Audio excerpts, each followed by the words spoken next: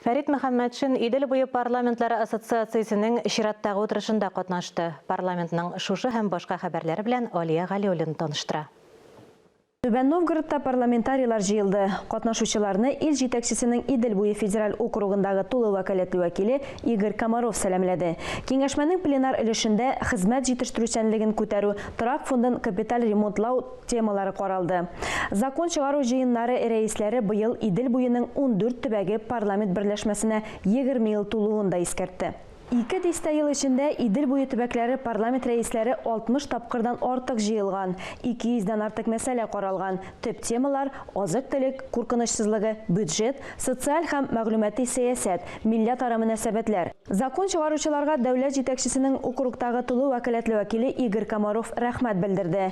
Ул билгеләп үткәнчә, профессиональ һәм битараф булмаган якын килү Идел буе закон чыгару органнарына иң катлаулы мәсьәләләрне хәл итәргә булыша.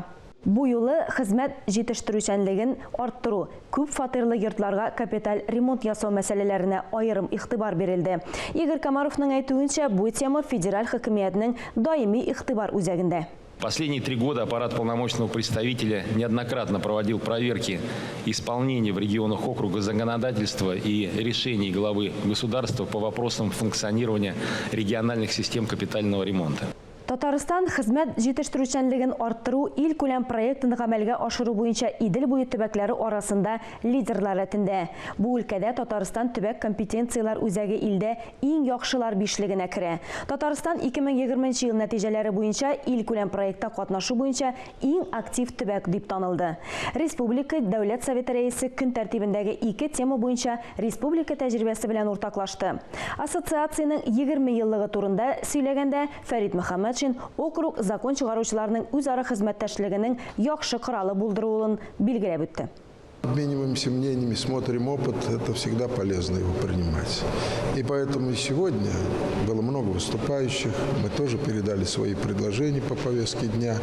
Думаю, что эта работа должна и дальше совершенствоваться и укрепляться. Утырышта Яшьләр парламентлары ассоциациясын төзү турында килешүгә кул куелды. Фәрит Мөхәммәтшин ассоциацияны торгызуда һәм үстерүгә керткән зур өлеше өчен Россия президентының Идел буе федераль округындагы тулы вәкаләтле вәкиленең рәхмәт хатына лаек булды. Бүген 15 июньдә парламентарийлар Дәүләт Советы утырышына җыела. Депутатлар узган ел өчен республика бюджетын тулысынча расларга исәпли. Хисап палатасы вәкилләре үз эшләре турында сөйли. Шулай ук парламентарийлар Татарстан белән Башкортстан һәм Чувашия чикләренең урнашу урыны турында килешүләр кабул итәргә ниятли. Кадрлар мәсьәләсе дә карала. Халык ышанычлылары Олег Коробченконың вәкаләтләрен вакытыннан алда туктатырга әзерләнә. Президент аның кандидатурасын вице-премьер сәнәгать һәм сәүдә министрлыгы башлыгы вазифасына кертте. Бу карарны шулай ук парламентарийлар килештерергә тиеш. Дәүләт Советы Россия җинаять кодексына наркотиклар тараткан өчен җәзаны катгыйландыруга кагылышлы үзгәрешләр кертергә әзер.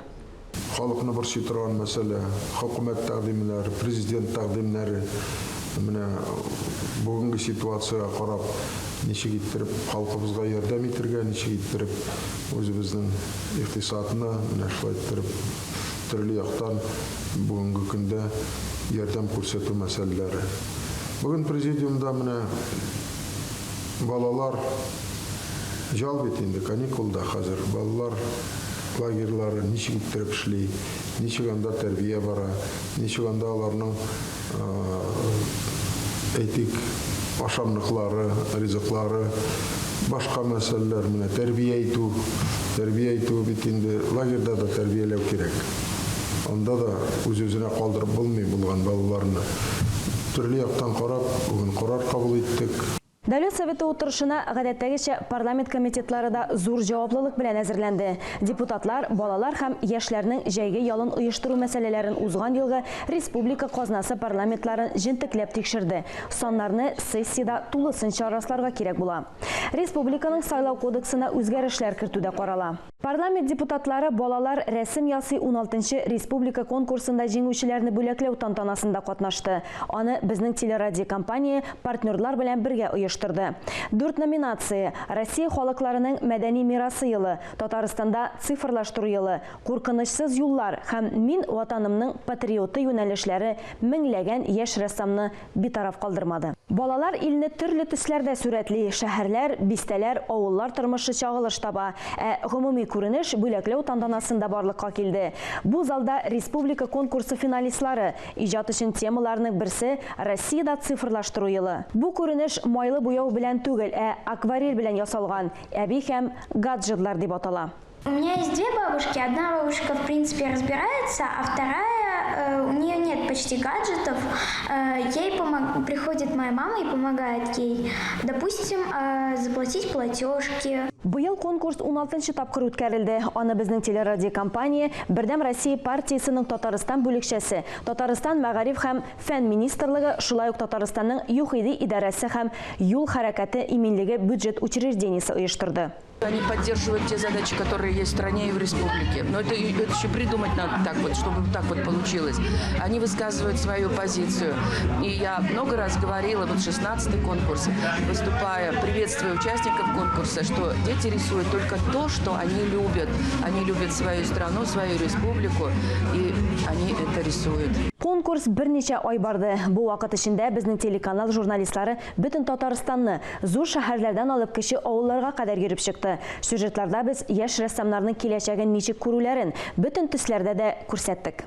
Дети, они рисуют искренне, они не стараются, они делают. Делают так, как видят нашу страну, нашу